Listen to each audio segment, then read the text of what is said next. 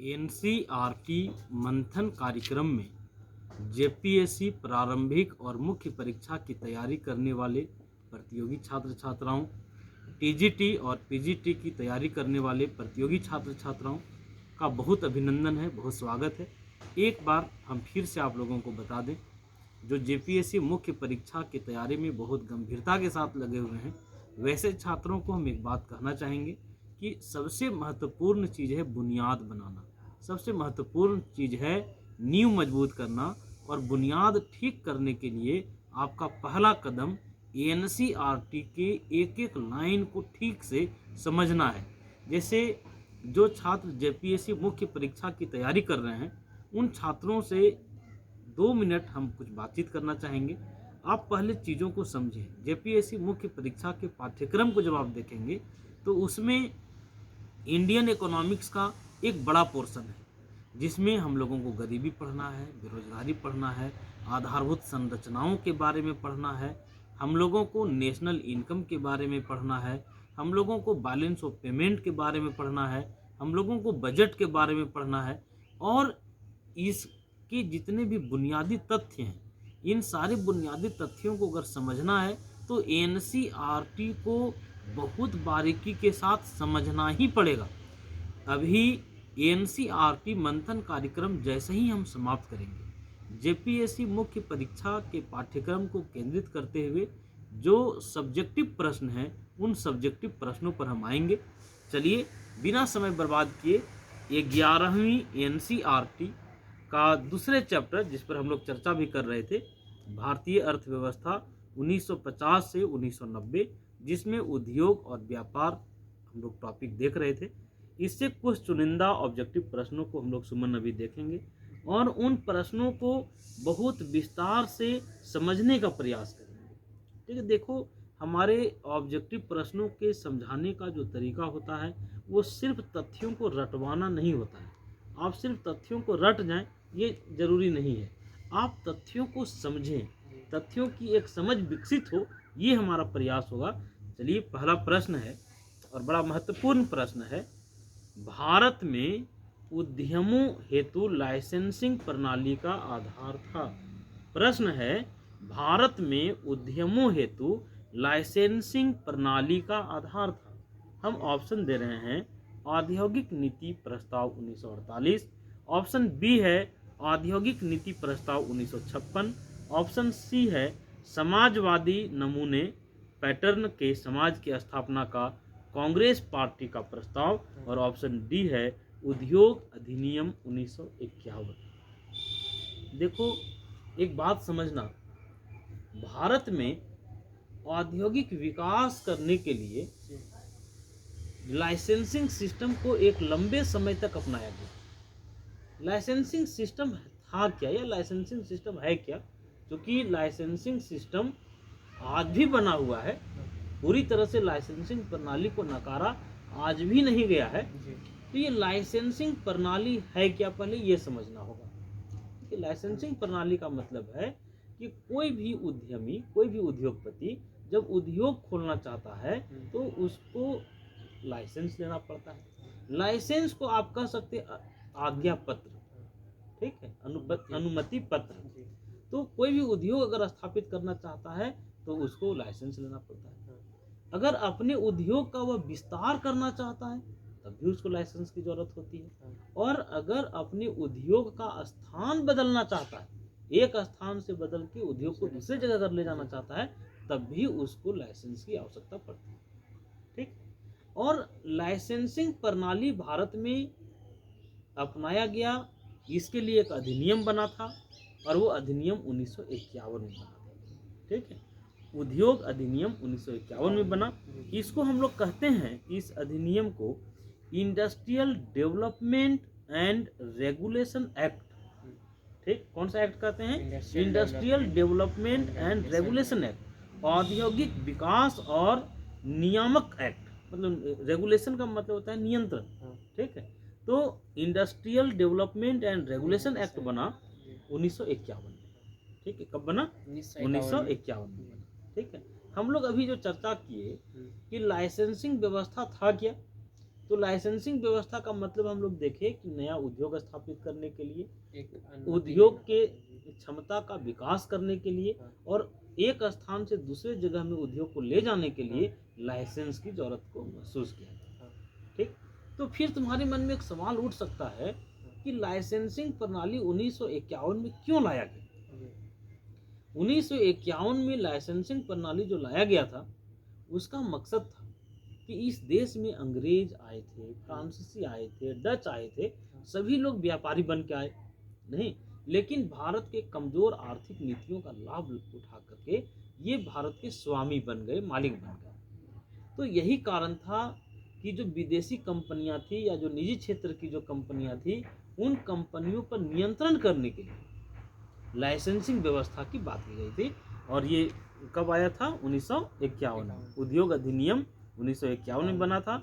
इसको हम लोग कहते हैं industrial development and regulation act. एक जानकारी, ये एक्ट भले 1951 में पारित हो गया था, बन गया था, लेकिन ये प्रभावी हुआ कब से? 8 मई 1952 से ये एक्ट भारत में प्रभावी हुआ, लागू किया गया। क्लियर? और देखो, हम लोग जानते हैं कि 1991 में न्यू इंडस्ट्रियल पॉलिसी अपनाई गई। भारत की जो नवीन आर्थिक नीति है ये 1991 में अपनाया गया और नवीन आर्थिक सुधारों का श्री गणेश भी 1991 में हुआ। 1991 से उदारीकरण का, निजीकरण का, भूमंडलीकरण का जमाना शुरू हुआ। कब से? 1991 से। ठीक है, जब उदारीकरण अपनाया गया, जब निजीकरण को अपनाया गया, तो ये जो industrial development and regulation act जो था, इसको बहुत उदार बना दिया गया।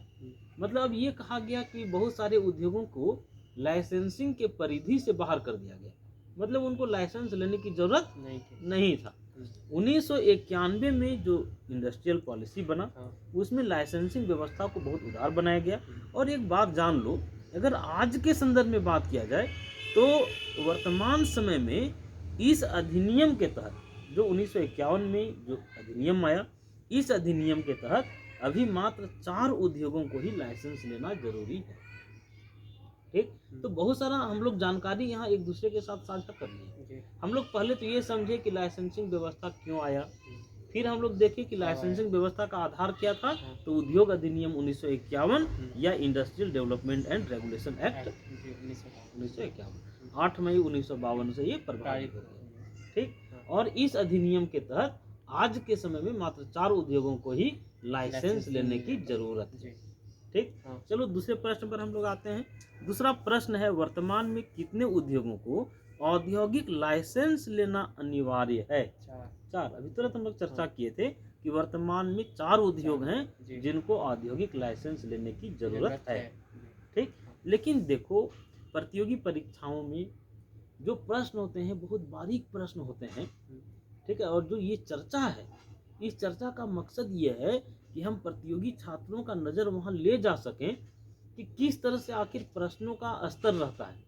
ऑब्जेक्टिव प्रश्नों पर चर्चा करने का मकसद यही है कि उनको ये बताया जा सके कि एनसीईआरटी में, एनसीईआरटी से किस प्रकार के ऑब्जेक्टिव प्रश्न बनाए जाते हैं।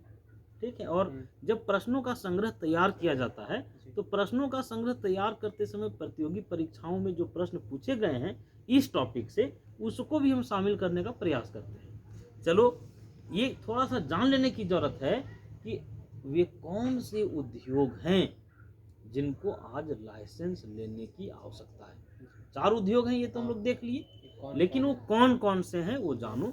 सबसे पहला है तंबाकू से संबंधित उद्योग। चाहे तंबाकू से सिगरेट बनेगा, चाहे तंबाकू से संबंधित अन्य उत्पाद जो बनेगा, ठीक है, उसमें लाइसेंस की जरूरत है। ठीक, दूसरा क्या है? इलेक्ट्रॉनिक, एरोस्पेस और रक्षा उपकरण। ठीक है, इसमें भी लाइसेंस की जरूरत है। और तीसरा है detonating fuse, safety fuse, gun powder, माचिस, औद्योगिक विस्फोटक सामग्री। ठीक है, इसके लिए भी जो है सो लाइसेंसिंग की जरूरत है। और खतरनाक रसायनों के लिए भी लाइसेंस लेने की जरूरत है। तो वर्तमान में 4 उद्योग हैं जिनको लाइसेंस लेने की जरूरत है। ठीक है, अब देखो, एक बहुत महत्वपूर्ण प्रश्न है एनसीईआरटी से हमने इस प्रश्न को बनाया है। हाँ। प्रश्न है, करवे समिति का संबंध है। करवे समिति, ठीक है, ध्यान से समझना। तो इसके ऑप्शन है बृहत उद्योगों से, पहले क्वेश्चन सुन लो, करवे समिति का संबंध है बृहत उद्योगों से, लघु उद्योगों से, कृषि से, इनमें से कोई नहीं। तो एक बात जान लो, ये करवे समिति बनी थी 1955 में। कब? 1955 में। और करवे समिति क्या सुझाव दिया, क्या सिफारिश किया, ये बताया कि ग्रामीण क्षेत्रों में अगर आर्थिक विकास को प्रोत्साहित करना है, अगर गांवों का विकास अगर आप देखना चाहते हैं, तो आपको लघु उद्योगों का विकास ग्रामीण क्षेत्रों में करना होगा। ठीक है, तो करवे समिति का संबंध किससे है? बृहत उद्योग से, लघु उद्योग से, कृषि से, इनमें से कोई नहीं। तो लघु उद्योग से, क्योंकि गांवों के विकास के बारे में कहा करवे महोदय ने कि गांवों का विकास कैसे संभव है, तो गांवों का विकास लघु उद्योगों से संभव है। तो करवे समिति का संबंध लघु उद्योगों से है। चलो अगला प्रश्न है, चौथा प्रश्न है, ध्यान से सुनना। 1991 की औद्योगिक नीति में यह सम्मिलित नहीं है। ध्यान से सुनना, 1991 का जो औद्योगिक नीति है उसको हम लोग न्यू इंडस्ट्रियल पॉलिसी भी कहते हैं। और प्रश्न ध्यान से सुनो, 1991 की औद्योगिक नीति में सम्मिलित नहीं है। ऑप्शन ए है लाइसेंसिंग प्रणाली की समाप्ति, ऑप्शन बी है निजीकरण, ऑप्शन सी है विदेशी निवेश, और ऑप्शन डी है संरक्षण। देखो 1991 के पहले अगर भारतीय अर्थव्यवस्था को समझोगे ना, तो लाइसेंसिंग व्यवस्था बहुत जटिल था। जो हम लोग चर्चा किए कि 1951 में जो बना था कौन सा act, industrial development and regulation act, ये बहुत सख्ती के साथ लागू किया गया था 1991 के पहले। ठीक है, और विदेशी पूंजी पर भी जो है सो प्रतिबंध रखा गया था। विदेशी पूंजी को भी पर्याप्त प्रोत्साहन नहीं दिया जा रहा था, और निजीकरण का भी वो विरोध कर रहा था। निजीकरण के पक्ष में नहीं था 1991 के पहले भारतीय अर्थव्यवस्था। ठीक है, या ऐसे कहो कि 1991 तक इस देश में संरक्षणवादी नीतियां चल रही थी। ये संरक्षणवादी नीति क्या है? संरक्षणवादी नीति का मतलब है अंगुली पकड़ के चलाना। ठीक है, संरक्षण का मतलब वही होता है, जैसे हम लोग छोटे बच्चे को संरक्षण देते हैं, हम लोग बुजुर्गों को संरक्षण देते हैं, बीमार को संरक्षण देते हैं। बीमार को अगर मान लो कहीं मार्केट जाना है तो उसको हम लोग अकेले नहीं जाने देते हैं। बच्चा को अगर बाजार जाना है तो उसको अकेले नहीं जाने देते हैं। तो संरक्षणवादी नीतियां चल रही थी 1991 के पहले। लेकिन 1991 में जब न्यू इंडस्ट्रियल पॉलिसी आया, तो न्यू इंडस्ट्रियल पॉलिसी कहा कि जो संरक्षण का जो युग है वो समाप्त होना चाहिए, और संरक्षण की जगह में प्रतिस्पर्धा को बल देना चाहिए, कंपटीशन को बल देना चाहिए।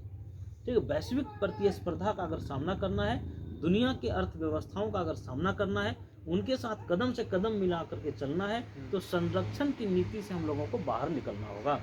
अपने उद्योगों को जो हम लोग बार बार संरक्षण देकर के उनको संरक्षण का शिशु बना रहे थे, संरक्षण का बच्चा बना रहे थे, वहां से हम लोगों को निकलना होगा। अब देखो ध्यान से सुनो, 1991 की औद्योगिक नीति में यह सम्मिलित नहीं था, तो संरक्षण सम्मिलित नहीं था।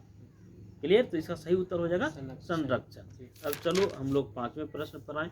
1991 में अनिवार्य लाइसेंस की परिधि में कितने उद्योगों को रखा गया था?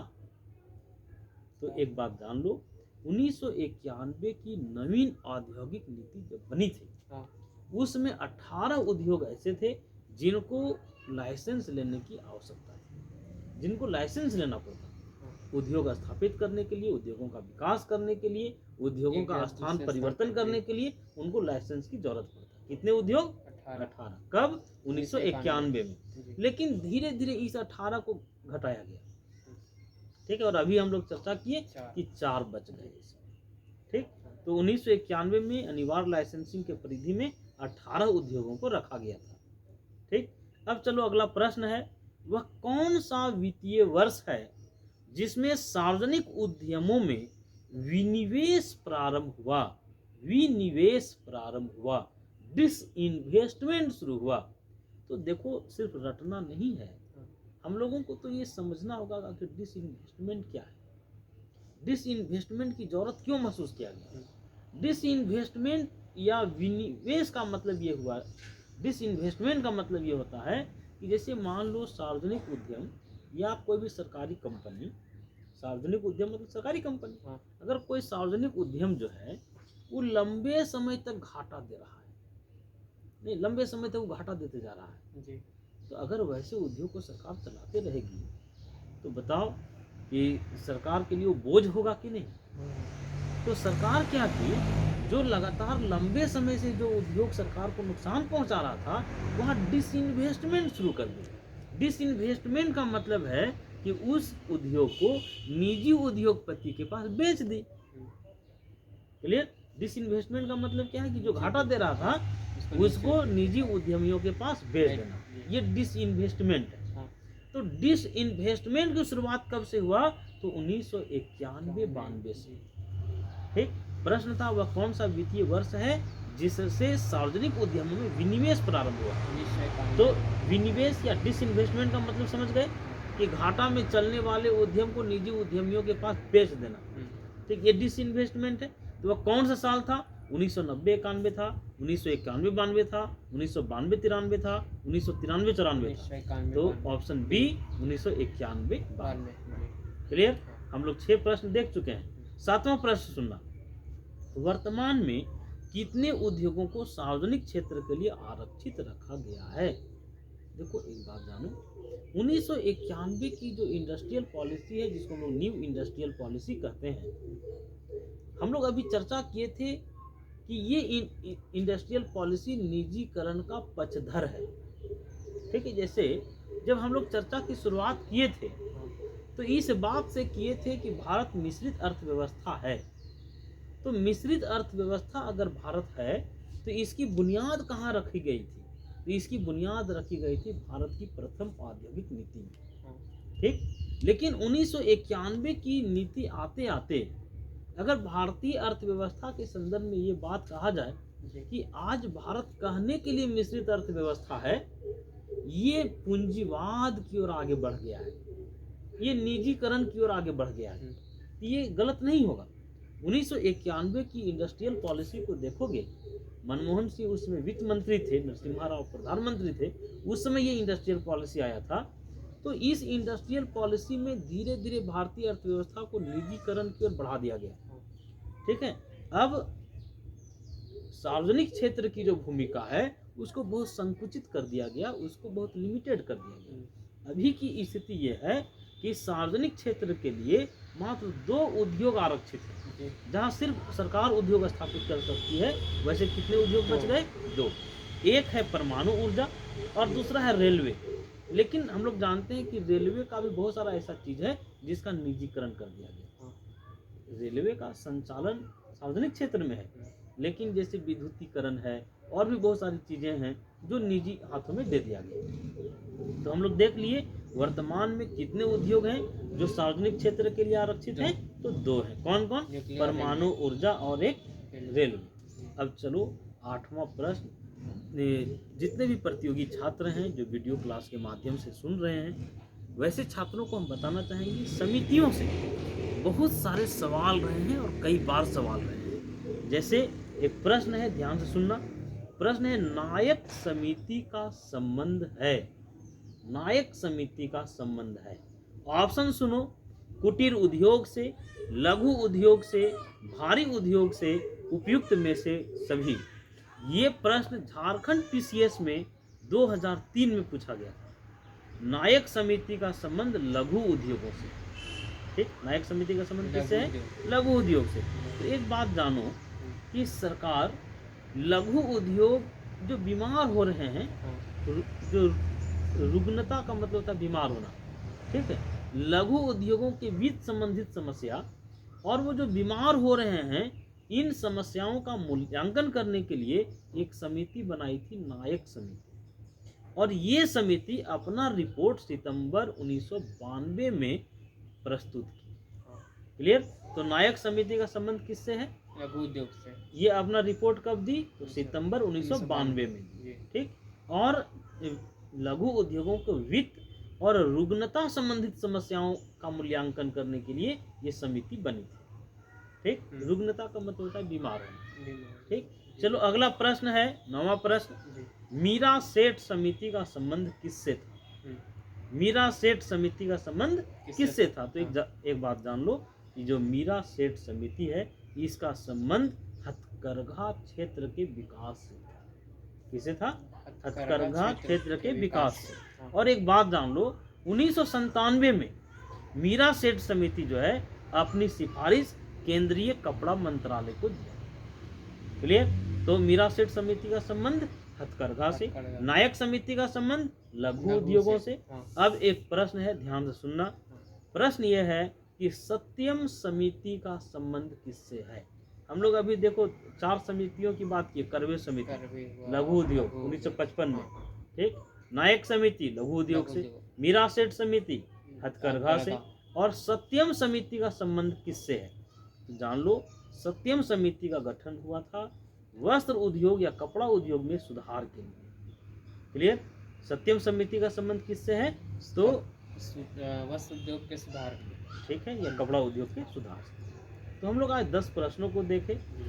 आज का क्वेश्चन ऑफ द डे है, आप सभी लोग जो वीडियो के माध्यम से जुड़ते हैं कोशिश करें कि ज़्यादा से ज़्यादा लोग इसका जवाब दें। प्रश्न है, आज का क्वेश्चन ऑफ द डे है, इसका जवाब आपको कमेंट्स के माध्यम से बताना है। दूसरी औद्योगिक नीति में उद्योगों को कितने वर्गों में बांटा गया? ऑप्शन ए है 3, ऑप्शन बी है 4, ऑप्शन सी है 5, ऑप्शन डी है 6। धन्यवाद।